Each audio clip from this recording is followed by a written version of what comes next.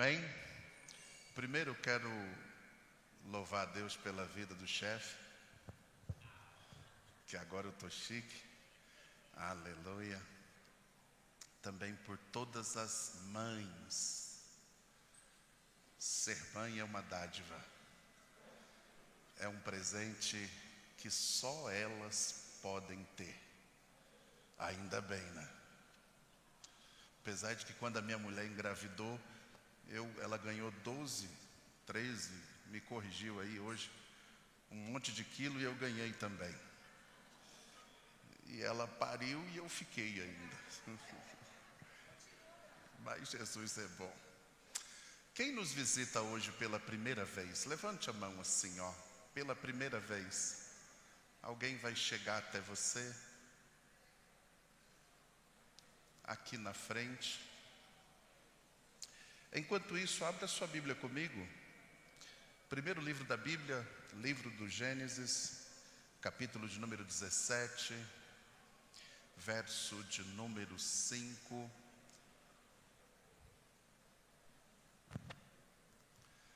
Gênesis, capítulo de número 17, verso 5. Dentro dessa sacolinha aí tem dois QR Codes. Inclusive, para os irmãos, a igreja lançou aí um aplicativo para a gente estar se comunicando com as pessoas. Seria importante, depois vai ser lançado no grupo lá um QR Code, você entra, faz lá um cadastro e você fica mais informado das coisas que acontecem na igreja. Amém? Gênesis 17, 5 está escrito assim: além disso, mudarei o seu nome. Você não será mais chamado Abrão, mas sim Abraão, pois será pai de muitas nações. Verso 6: eu o tornarei extremamente fértil, e os seus descendentes formarão muitas nações, e haverá reis entre eles. Amém?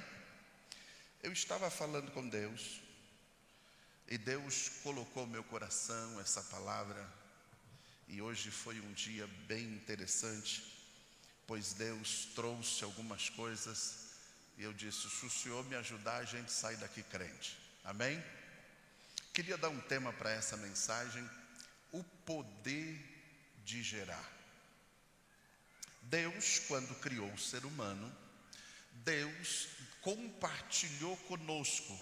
O texto diz: a sua imagem conforme a sua semelhança.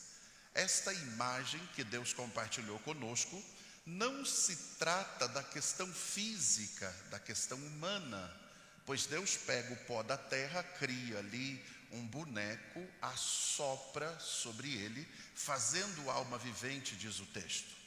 E a Bíblia diz que este assopro de Deus, fazendo alma vivente, é o que Deus compartilha conosco. Quando Deus compartilhou, quando Deus criou o homem, o macho, o texto diz que Deus deixou com que ele desse nome para todos os animais. E Deus percebeu que ele estava só. Percebendo que ele estava só, Deus disse: eu vou fazer para ele uma adjuntora, vou fazer para ele uma companheira. Agora Deus tirou dele uma costela e fez ela. O texto diz que agora ele apresenta a ele essa mulher, e ali começa a família. O que me chama a atenção é que Deus deu para ela uma dádiva que não deu para ele. Se pegarmos a criação dos seres espirituais, todos os anjos, hoje os demônios, eles não têm poder para gerar. Se Deus criou, o texto fala lá, miríades, milhares de milhares, e não se multiplicam, não se reproduzem. Quando Jesus foi indagado sobre essa situação, ele disse: não, no céu não se casa nem se dão em casamento. No céu, anjo nenhum procria. Na terra, homem não tem o poder de procriar, apenas a mulher. A mulher foi dada esse poder. E quando ela recebe esse poder, então nós vemos hoje a questão das mães. Mãe é uma nomenclatura dada a uma mulher que gerou, que conseguiu fazer um outro ser, a sua imagem, conforme Gênesis capítulo de número 5, quando vai tratar da genealogia de Adão, o texto diz que ela criou outra pessoa à sua imagem. Mãe é uma coisa que eu paro para observar, não é apenas aquela mulher que gera, porque gerar é uma parte. Mãe, geralmente, é aquela que recebe poderes de Deus, porque a mãe tem um sexto sentido, um sétimo, um oitavo, não sei. Mãe é um negócio fenomenal. Eu vejo a minha esposa com os meus filhos, e é bem legal porque elas veem o que comumente a gente não vê. Elas sabem o que geralmente a gente não sabe. Elas conseguem entender coisas que nós, homens, temos muita dificuldade. Quando se trata de humor, se a mãe chega triste, abatida, um carinho do filho muda tudo. Se a mãe chega feliz, uma travessura do filho muda tudo. Mãe é uma coisa especial.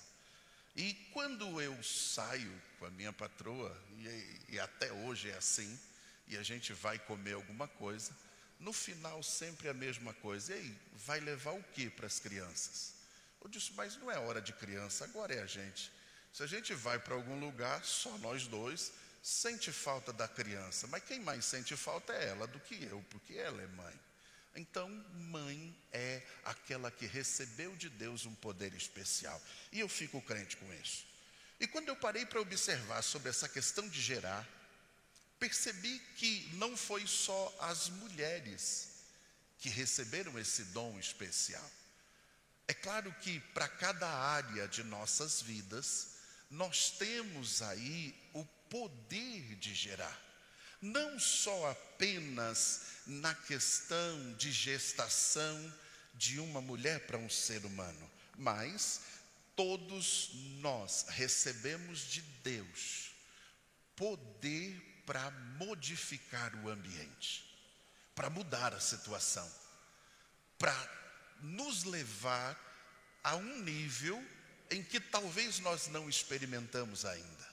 Quando eu comecei a parar para observar, eu vi que em todas as gerações, Deus levanta pessoas que fazem a diferença.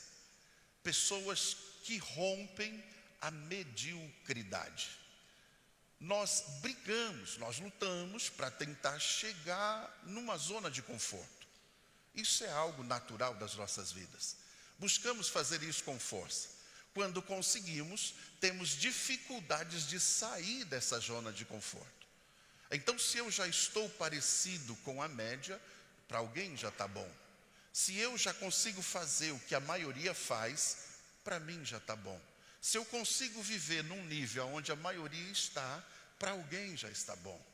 E eu comecei a ver que nas gerações, na história da igreja, na história da sociedade, na história da humanidade, sempre levanta pessoas que decidem romper essa zona de conforto.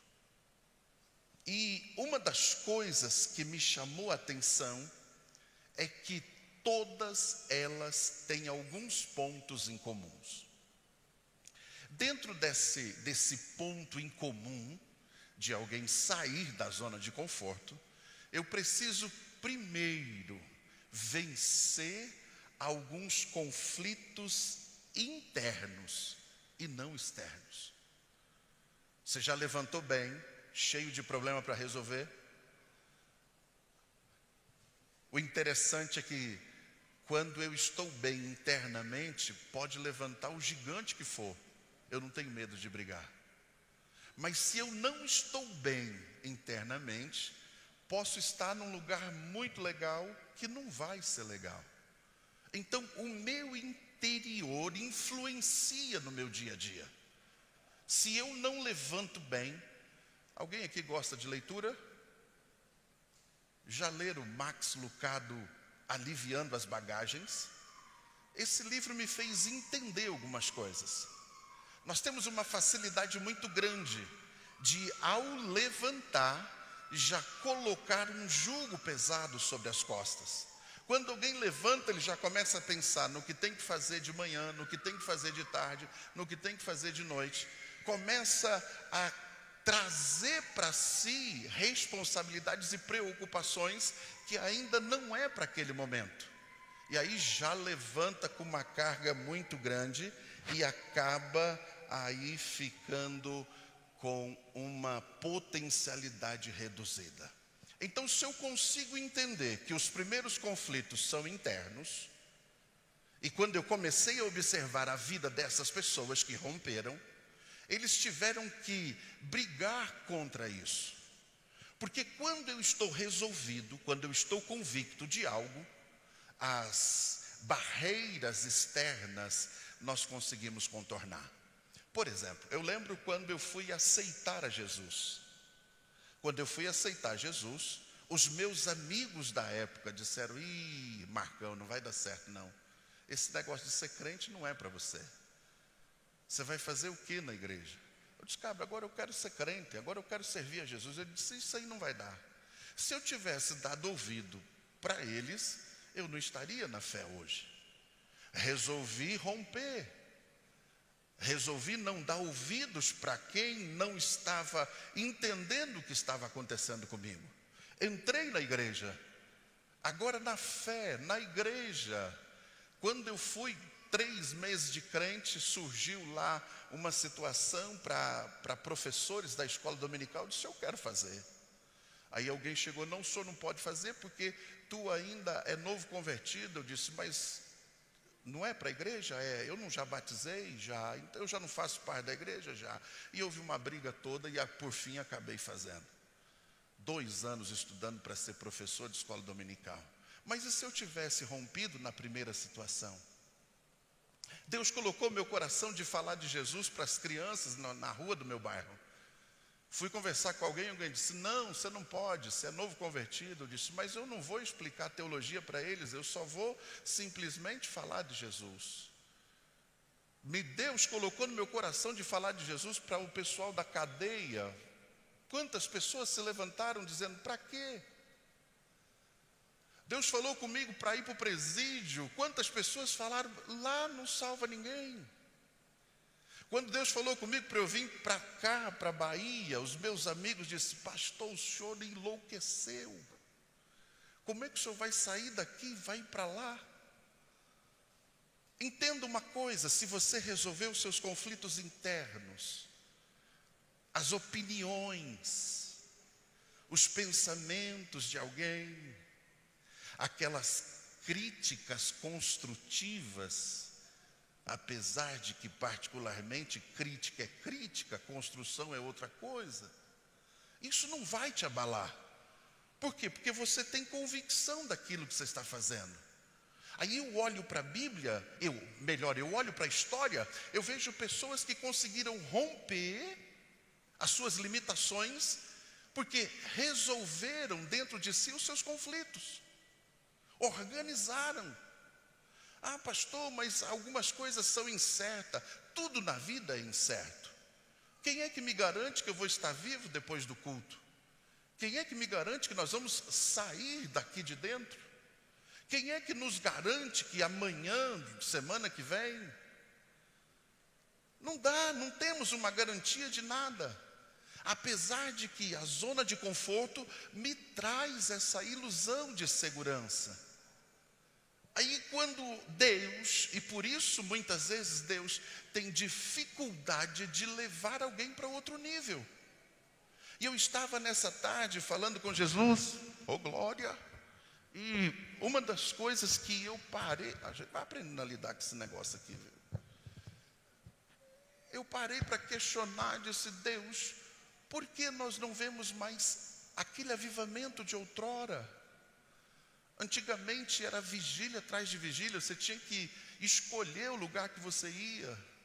Eram pessoas que viviam Deus intensamente, pessoas que estavam dispostas a largar tudo para ir fazer missões. Hoje nem de missões nós não ouvimos mais. E aí desses questionamentos com Deus,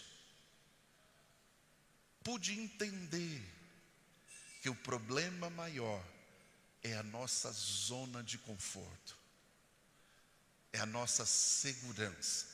Agora eu aceitei Jesus, agora eu estou na fé, agora o favor de Deus é sobre mim, agora Deus vai me fazer prosperar, agora Deus vai me fazer viver coisas que eu ainda não vivi, agora eu vou conseguir conquistar coisas que eu ainda não conquistei.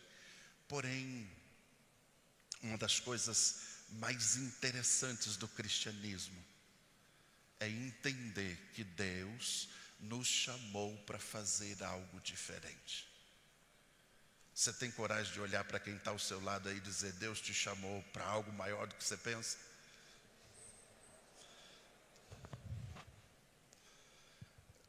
Deus te chamou para fazer algo muito maior. Mas para isso é preciso sair da zona de conforto. Para isso é preciso romper alguns limites que nós colocamos para nós mesmos.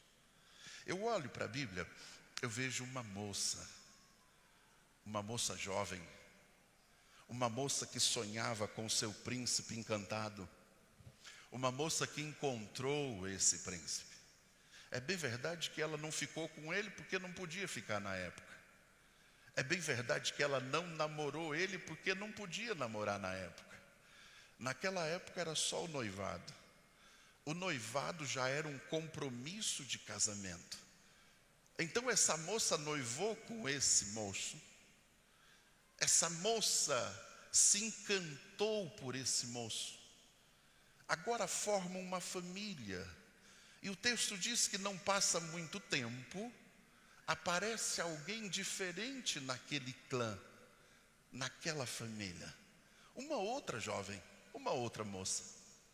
O texto diz que ela, sem entender, começa a perceber algumas coisas diferentes. Quando descobre, vai ver que é uma das concubinas do seu príncipe encantado. Você já parou para pensar como é que foi o mundo dessa jovem? Ao descobrir que dentro da sua família agora tinha uma outra pessoa. O texto diz que mesmo seu marido amando, ela não conseguia ver isso. Aí, para piorar, diz a Bíblia, que essa outra moça engravida. E toda grávida é preparicada. Toda grávida recebe uma atenção maior. Toda grávida tem um negócio diferente. Agora o pai vai dar mais atenção para a grávida. E ela vai se isolando, diz a Bíblia. A Bíblia diz que ela tem muita dificuldade com isso, ao ponto de chamar aquela outra jovem de rival. Ela procura engravidar, mas não consegue engravidar. Passa-se os anos e a vida daquela moça vai definhando. O problema dela estava no gerar um filho em uma área. Mas aquela área ficou tão agravante que começou a dar problemas em outras áreas. O brilho daquela jovem já não era o mesmo.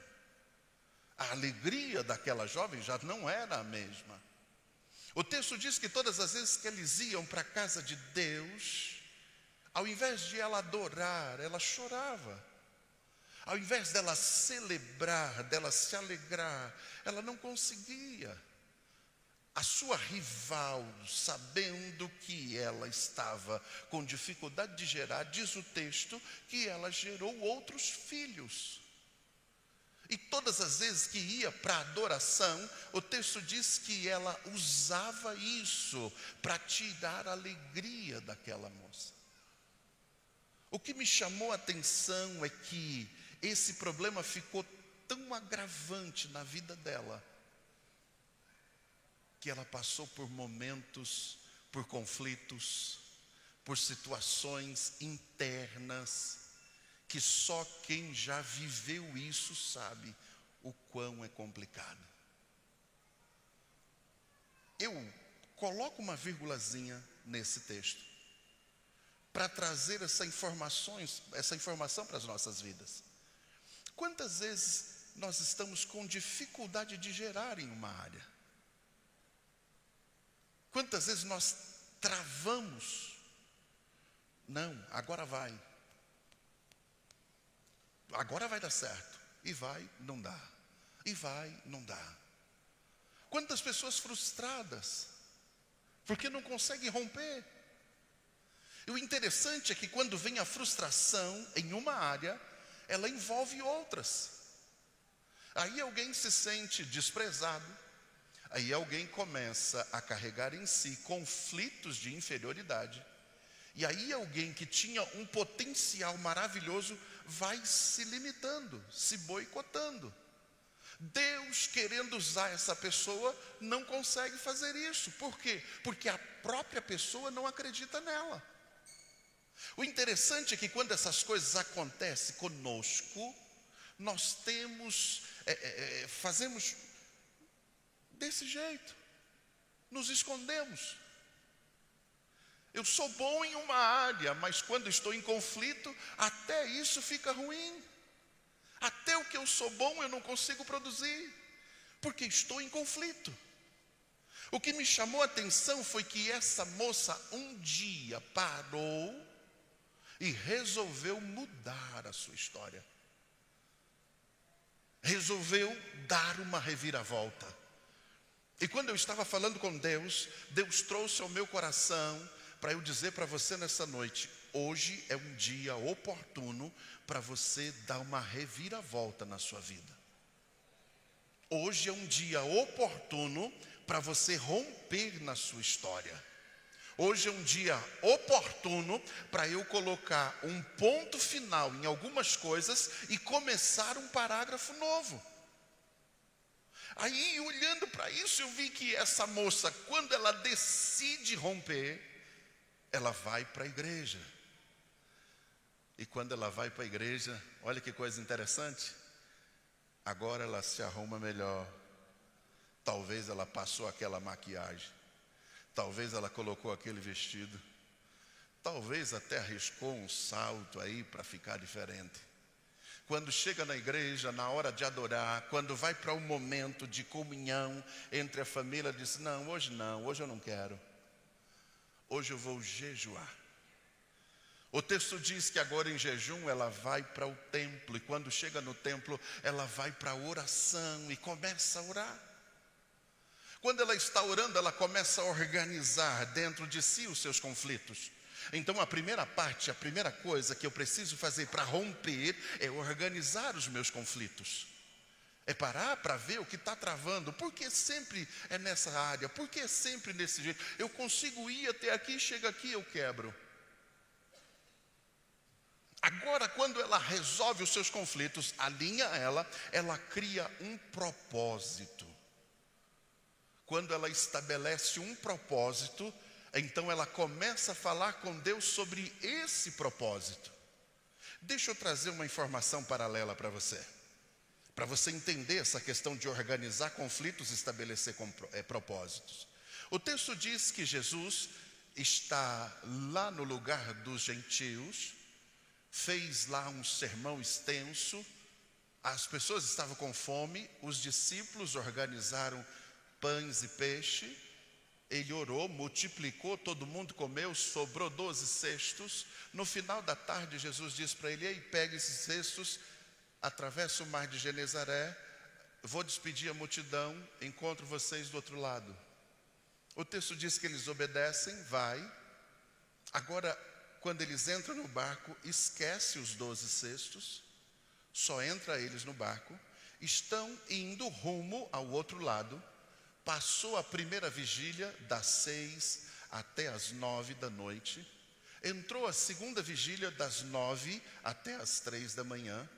Veio a terceira vigília das 3 da manhã até as Oh glória! Das 6 até as 9, das 9 até a meia-noite, da meia-noite até as 3, o texto diz que ele está na quarta vigília. Isso é, era mais de 3 horas da manhã. O vento está agitado, o mar está revolto, eles estão dentro do barco. Começa a vir uma crise entre eles. Porque mesmo tendo experiência naquele lugar, eles percebem que tem acontecendo ali algo diferente. E o medo de o barco virar e eles serem lançados no mar começa a sufocá-los.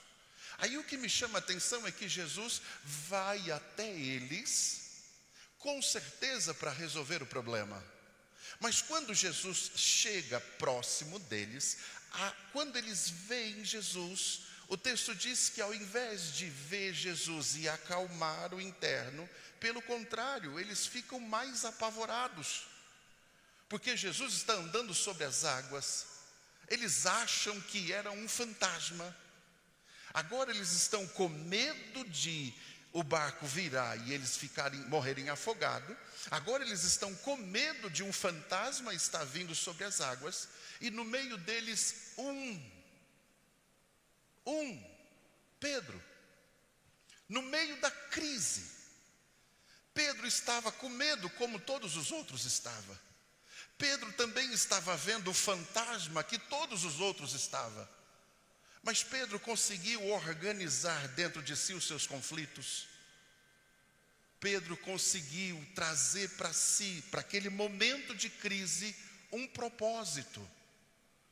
E ele, dentro desse propósito, fala com Jesus. Porque Jesus diz: sou eu, não tenha medo. E ele diz: não, se é o Senhor mesmo, então manda eu ir ter contigo. Jesus disse o quê? Vem.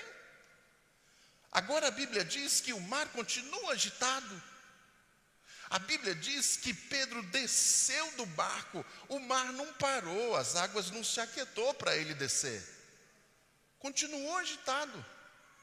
O que eu comecei a pensar, sabe o que é? Não é loucura o que esse cara pediu? Peraí, está todo mundo com medo. Qual que é o lugar mais seguro ali naquela situação? O barco. Ainda que ele não afundou, o barco é o lugar seguro. Agora o cara colocar no seu coração o propósito de descer do barco e andar sobre as águas, é como ele se dissesse assim: ei Deus, me dê poder agora, sobrenatural, para eu andar aqui nas águas e chegar até o Senhor. Olha que propósito absurdo. Olha que situação. Quem é que numa crise dessa vai pedir isso para Deus? No natural seria: por favor, corre, resolve o problema, acalma o vento, abaixa aí as ondas, gera em nós tranquilidade, gera em nós aí uma confiança para passar por isso. Nunca, não é normal alguém fazer esse tipo de propósito. E foi aqui que Deus me fez entender: eu consigo romper as minhas limitações quando eu consigo ver milagres em meio às crises, oportunidades em meio às dificuldades. Eu ouvi alguém dizer: quando nós entramos em dificuldade, nós começamos a orar para pedir a Deus válvulas de escape. Deus, me ajuda a sair dessa. Deus, como é que eu faço para parar com isso? Como é que eu faço para entregar isso? Como é que eu faço para desistir disso? Sendo que o tempo que eu gasto para pedir para Deus para sair daquela situação era o mesmo tempo que eu gastaria para pedir a Ele uma nova estratégia, uma nova forma para resolver, uma nova forma para romper. Se eu vou gastar no jejum para Deus me tirar, por que não gastar no jejum para Deus me dar uma outra visão sobre aquilo? Parece que é mais fácil desistir do que reconstruir. Parece que é mais fácil voltar para trás do que começar de novo. O interessante é que quando nós desistimos, não é só o que está envolvido que tem problemas. Quem mais tem problemas somos nós. Por favor, faça uma avaliação da sua trajetória. Quantas coisas você começou e parou? Quantas coisas, quantos projetos você começou a fazer e em algum momento desistiu dele? Por que desistiu? Porque alguém não achou legal? Por que parou? Porque veio uma dificuldade. Mas eu preferi desistir do que superar aquela dificuldade.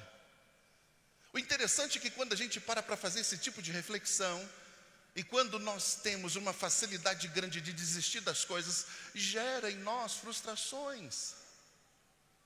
Eu lembro que no começo da minha fase de maturidade adulta, eu conheci alguém que era psicóloga, e é até hoje, e ela chegou em mim e disse assim: "Ei, Marco, tu tem uma dificuldade grande em finalizar as coisas." Eu disse: "Então me ajuda a superar." E ela me disse: "Você usa camisa de botão?" Eu disse: "Raramente." Ela disse: "Então agora você vai começar a usar camisa de botão." E eu, toda vez usando camisa de botão, eu sempre comecei de cima para baixo. E ela disse: "Então agora você vai começar de baixo para cima e não de cima para baixo. Esse vai ser o seu gatilho para você conseguir mudar isso." E todas as vezes que eu ia colocar camisa de botão, e até hoje, se eu começar por cima, eu desabotou e começo por baixo. Porque todas as vezes eu lembro: não, eu não posso parar no meio do caminho. Se vai começar uma coisa, eu preciso chegar no final. Eu preciso concluir. Desistir não é uma opção. Você consegue entender isso? Desistir não é uma opção. Deus ainda não cumpriu aquilo que prometeu para você, porque você precisa trabalhar isso ainda. Eu descobri que nós somos projetos de Deus, amém? Você é um projeto de Deus, amém? Amém? Você já viu Deus investir em um projeto para fracassar? Deus não investe em projetos falidos. Deus trabalha. Deus faz com que aquilo que eu não posso fazer aconteça. O que muitas vezes eu vejo não é que Deus perdeu alguém, é que alguém desistiu. E se eu desistir, como é que Deus vai fazer? Deus não obriga ninguém. Ele não pode fazer isso. Deus lança o projeto, Deus coloca no coração de alguém, o texto diz isso. O texto diz que Deus coloca o querer e o efetuar no seu tempo. Deus trabalha nesse querer, Deus começa a direcionar, aí vai de nós. Deus chegou para um menino pequeno, sem experiência de guerra. Bora treiná-lo, vamos, no meio lá, cuidando das ovelhas, chegou um leão para pegar as ovelhas. Qual que era a sensatez dele? Deixa eu levar só uma, protege as outras. E ele vai, briga com o leão, livra a ovelha. O texto diz que não passa muito tempo, ele vai e briga com o urso também. Agora chega um filisteu lá, homem treinado em guerra, e ele pequenininho vai, briga com o cara e mata o cara. E o cara começa a insultá-lo, dizendo: eu sou por acaso cão, cachorro, para você vir com um pedaço de pau e pedra? Ele disse: não, você vem comigo aí contra mim com espada, eu vou contigo em nome do Senhor dos Exércitos. Ele estava treinado. Quando estamos treinados, as coisas é diferente. Quando conseguimos organizar os conflitos que está dentro de nós, as coisas são diferentes. Nós não somos influenciados pelo pensamento de alguém, até porque ninguém conhece a intimidade que você tem com Deus. Busca em Deus uma convicção. O que me chamou a atenção naquela moça, sabe o que foi? Que ela estava no templo, ela estava em jejum, ela estava na oração, Ela tinha resolvido os seus problemas internos, ela colocou diante de Deus e ela lança ali um propósito, dizendo: olha Deus, eu estou com um problema porque eu não consigo gerar, e eu quero pedir ao Senhor para que o Senhor se lembre de mim e muda minha história. Se o Senhor se lembrar de mim, mudar minha história, me der um varão, eu entrego ele para a sua casa. Ele vai ser um nazireu de Deus. O texto diz que quando ela termina de orar, o homem de Deus olha para ela e diz: ei, você está embriagada, você está desonrando a Deus. Se coloca nesse cenário, vivendo angústia sobre angústia, tristeza sobre tristeza. O dia que resolve romper, vai para a presença de Deus e alguém chega e chama de embriagada. Se ela não tivesse resolvido os seus conflitos, a atitude dela poderia colocar tudo a perder. Mas como ela estava com os conflitos resolvidos, ela disse: ei, na verdade eu não estou embriagada, eu estou aflita de alma, mas eu vim aqui para Deus resolver o meu problema. Olha como muda a palavra do homem de Deus. O homem de Deus disse: então vai, que Deus conceda aquilo que você pediu. A Bíblia diz que eles estão retornando para casa. Quando estão retornando para casa, o texto diz que ela se deita com o marido. E quando ela se deita com o marido, o texto frisa lá: e Deus se lembrou dela e abriu a sua madre. Por que Deus se lembrou dela?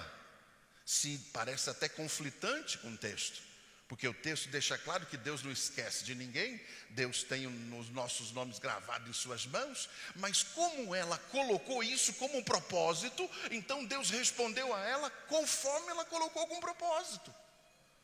Ela disse: se o Senhor se lembrar de mim, se o Senhor abrir o meu ventre, mudar a minha vergonha, então eu farei isso. E o texto diz que Deus se lembrou. Sabe o que me chama a atenção? É que se você resolver os conflitos que tem te travado, que tem te limitado, que tem te colocado numa situação desconfortável, se você buscar em Deus, estabelecer propósitos, Deus vai te honrar. Consegue entender isso? Você está crente? Fica de pé comigo. Aleluia. Use esse dedo de profeta aí, diga para quem está ao seu lado: Deus vai te honrar. Se você colocar um propósito, Deus vai te honrar. Porque Deus é especialista em pegar alguém que não tem nada e fazer dele alguma coisa. Deus é especialista em pegar situações que aparentemente é impossível fazer isso ser destaque. Deus é especialista em pegar alguém lá do anonimato e honrar ele. Escuta-me, se você pode ouvir: Deus vai te honrar. Deus vai te honrar. Entenda isso. Você é melhor do que você pensa. Às vezes nós nos boicotamos, às vezes nós nos limitamos, às vezes nós não deixamos Deus nos usar na proporção que Ele quer fazer. Mas nesta noite Deus te trouxe aqui para mudar isso na sua vida. Você precisa acreditar que não sou eu, é Ele. Não é o que eu tenho, é o que Ele faz. Não é o que eu sei, é o que Ele sabe. Eita Deus, eu sinto a graça de Deus neste lugar. E você precisa, aleluia, abrir o seu coração nesta noite. Eita Deus, porque Deus tem coisas grandes para fazer através da sua vida. Louvado seja Deus. Fecha aí os seus olhos. Fecha aí os seus olhos. Entenda uma coisa: aquela moça passou anos sendo humilhada. Aquela moça passou anos sendo afrontada. Aquela moça passou anos numa situação, eita Deus, de inferioridade, até o dia que ela tomou uma atitude. Até o dia que ela decidiu mudar. Até o dia que ela disse: não, hoje as coisas vão acontecer diferente. Até o dia que ela fez algo diferente. Porque se eu fizer todos os dias a mesma coisa, o resultado será o mesmo. Se eu toda vez começar e parar, eu não vou conseguir romper. Mas Deus está dizendo para você nessa noite: chegou o tempo de romper. Chegou o tempo de romper. Chegou o tempo de romper. Chegou o tempo de Deus fazer coisas extraordinárias na sua vida, na sua história. Chega de alguém dizer que é um fracasso. Chega de alguém dizer que não dá. Chega de alguém dizer, aleluia, que perdeu. Eia, Deus está aqui nesse lugar. Deus está dizendo para você: eia, é tempo de romper. É tempo de romper. É tempo de recomeçar. Aleluia, louvado seja o Senhor. Adore a Ele aí, porque enquanto você adora, Ele vai trabalhando. Enquanto você adora, Ele vai gerando milagres. Enquanto você adora, eita Deus, oh Espírito Santo, ah Jesus, oh Deus da glória. Se a tempestade me alcançar, Tu és meu abrigo. Se o mar me submergir, a Tua mão me traz à tona pra respirar e me faz andar sobre as águas. Aleluia. Tu és o Deus da minha salvação. És o meu dono, minha paixão. És minha canção e o meu louvor.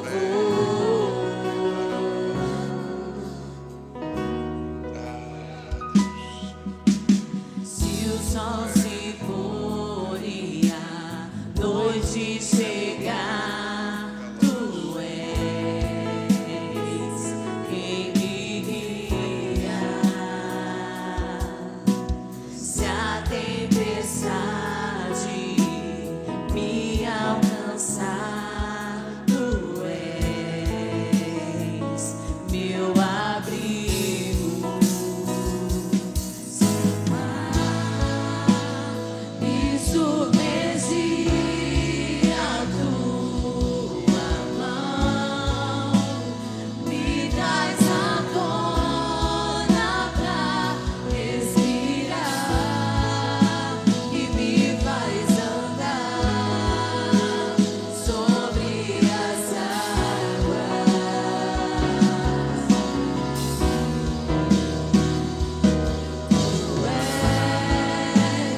Tu és o Deus da minha salvação.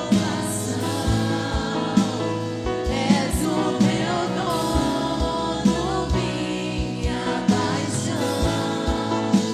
És minha canção e o meu louvor. Estenda a sua mão assim, ó.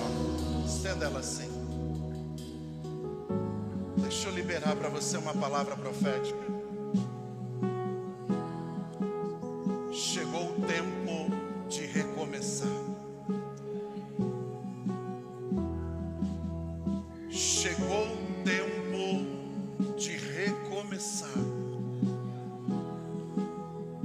Mas nesse tempo faremos diferente. Porque até então os resultados são os mesmos, porque fazemos a mesma coisa. Chegou o momento de nós pararmos, desligar um pouquinho das coisas que estão à nossa volta, fazer uma introspectiva, buscar em nós o que está falhando, o porquê que eu não consigo romper, o porquê que eu vou e chega ali e trava, o porquê que os meus relacionamentos estão com problemas, o porquê que as minhas finanças estão com problemas, o porquê que a minha família está com problemas, o porquê as coisas não mudam, parece que são as mesmas, parece que vivo um ciclo e toda hora eu estou naquele e não consigo sair. Estabeleça propósitos. Sabe o que me chamou a atenção? Aquela moça, você já descobriu quem é a moça? Aquela moça falou para Deus assim: ó, eu vou te dar algo que eu ainda não tenho. Olha que loucura. Se o Senhor me der um varão, eu dou ele para o Senhor. Se o Senhor fizer um milagre, eu entrego ele para o Senhor. Viu Pedro? Pedro dizer: se é o Senhor mesmo, então me dê poder para andar sobre as águas. Estabeleceu propósitos. Estabeleça propósitos. Coloque isso diante de Deus e aguarde a resposta dele, porque ele vai responder. Ele vai responder. Ele vai. Começo do ano, Deus falou uns negócios comigo de ir embora. Eu disse: vai dar ruim. Eu falei: Deus, eu acho que eu estou me sabotando. Agora que eu consegui comprar um pedaço de terra, agora que eu estou construindo esse negócio de ir embora, eu não estou me lesando, não. E eu estava em um lugar lá em São Paulo e disse: Deus, se o Senhor está nesse negócio, fala comigo. Alguém se levantou, tomou o microfone e disse: eu não era para vir aqui hoje, mas eu vim. E eu vim aqui porque Deus mandou trazer uma mensagem para o Senhor e apontou o dedo para mim. E começou a entregar a mensagem. Eu chorei feito uma criança e disse: manda quem pode, obedece quem tem juízo. Depois disso parou os questionamentos e as coisas começam a acontecer. Quando Deus te der a resposta, as coisas começam a acontecer. Entenda isso. Entenda isso. Coloque diante de Deus o seu propósito e me ouça, se você pode ouvir, pois a palavra diz: aquele que tem ouvido, ouça o que o Espírito diz às igrejas. Ele vai te responder. Ele vai te responder. Ele vai te responder, porque o texto diz: clame a mim, responder-te-ei, anunciar-te-ei coisas grandes, firmes, que tu ainda não sabes. Ele vai te responder. E depois da resposta, não tenha medo. Se é para descer do barco, não precisa acalmar o vento, não precisa acalmar as águas. Pode descer, que Ele te sustenta em cima das águas. Pode descer, que quem sustenta é Ele, quem dá condição é Ele, quem quebra é Ele, quem trabalha é Ele, quem muda é Ele. Eu sinto a presença dEle aqui. Aleluia, porque você estabeleceu propósitos. Ah, Jesus. Ah, Deus. Ei, eu sinto a glória de Deus. As coisas vão mudar, crente. Ei, você consegue me ouvir? Ainda vão citar o seu nome. Ainda vão citar o seu nome. Dizer: quem? O fulano. Ah, rapaz. E foi isso que aconteceu, foi. Sabe por que aconteceu? Porque Deus está na vida dele. Deus está na vida dela. Deus rompe barreiras. Deus gera milagres. Deus te deu o poder de gerar. E nesta noite, gere dentro de você o seu milagre. Ah, Jesus. Já ouviram falar de um tal de Pung Shu? Já foi para a glória agora. Mas é o pastor, foi, né? O pastor da maior igreja na Coreia do Sul. A biografia dele é bem interessante. Ele novo ainda, buscando em Deus excelência no que fazia, tendo condições financeiras bem limitadas. Ele pede a Deus: Deus, por favor, me dê uma escrivaninha para que eu possa estudar o texto. Me dê uma cadeira confortável para que eu passe horas estudando. Deus, eu ando muito aí a pé para fazer a tua obra. Me dê uma bicicleta. Mas a bicicleta coreana é muito fraca, eu não vou ter como ter a manutenção dela. Me dê uma americana que é mais forte.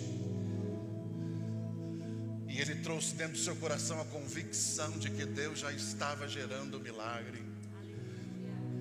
E aquilo foi tão forte que ele disse: eu já recebi a minha escrivania, já recebi a minha cadeira, já recebi a minha bicicleta. Aí os irmãos disseram: vamos lá ver então. E chegou lá, não tinha nada. Ele disse: pastor, tu está mentindo? Ele disse: não, eu estou grávido delas. Eu estou gerando. Você está gerando um milagre. Você pode me ouvir, vaso? Não aborte esse milagre. Não aborte esse milagre. Porque ele está sendo gerado. E só quem passou pelo processo de geração sabe a dor que é gerar. Sabe o quanto isso dói. Em Deus as coisas não são tão simples, não são tão fáceis. Mas que o milagre acontece, acontece. Eu sou seu fã, pastor. Eu já disse para um monte de gente lá em São Paulo: disse, rapaz, lá tem uma pastora lá que ela é meio esquisita. Mas como assim? Rapaz, a mulher não pode, e ela fica insistindo, e fica insistindo, insistindo, e não pode, e fica insistindo. E de tanto insistir, não é que Deus deu 2. Eu falei: oh Deus que ouve oração de gente insistente. Pelo amor de Jesus, não desista na primeira barreira. Vai ter alguém que vai te criticar. Vai ter alguém que vai te chamar de maluco. Vai ter alguém que vai te chamar de doido. Vai ter alguém que vai dizer para você: isso não é real, isso é coisa da sua cabeça. Aprenda a superar isso. Aprenda a superar. Porque se você está resolvido dentro de você, se você já colocou diante de Deus, agora os céus se movem e as coisas acontecem. Estenda a mão aí, vaso. Eu estou crente hoje, eu estou sentindo a graça de Deus. Aproveita que não é sempre. Eu sempre tenho uma palavra aí para a gente ficar mais crente, mas hoje Deus resolveu fazer algo diferente. Espírito de Deus, nesta noite nós colocamos diante de Ti a Tua igreja. É bem verdade, Deus, que o Senhor conhece cada um de nós. O Senhor sabe as nossas limitações. O Senhor sabe, ó Deus, aquilo que precisamos romper. Por isso, Pai, vai agora diante do Teu filho. Vai agora diante dela, vai resolvendo esses conflitos internos. Espírito Santo, a sua atuação é importantíssima agora, pois sem o Senhor, Deus, será só mais um culto, só mais um momento, mas se o Senhor fizer, as coisas vão mudar. Por isso, Deus, em o nome de Jesus, em o nome de Jesus, cria convicção nele, cria convicção nela. Ajuda, Deus, tome ele pela mão direita, tome ela pela mão direita, sustenta nas tuas mãos, Senhor, para que as coisas aconteçam. Aquilo que não podemos, entra com a providência. Aquilo em que somos limitados, nos capacite, faz as coisas acontecerem. Em o nome de Jesus, recebe aí, em o nome de Jesus, recebe aí, em o nome de Jesus, pois Deus está trabalhando na sua história. Se você acredita nisso, adore a Ele aí.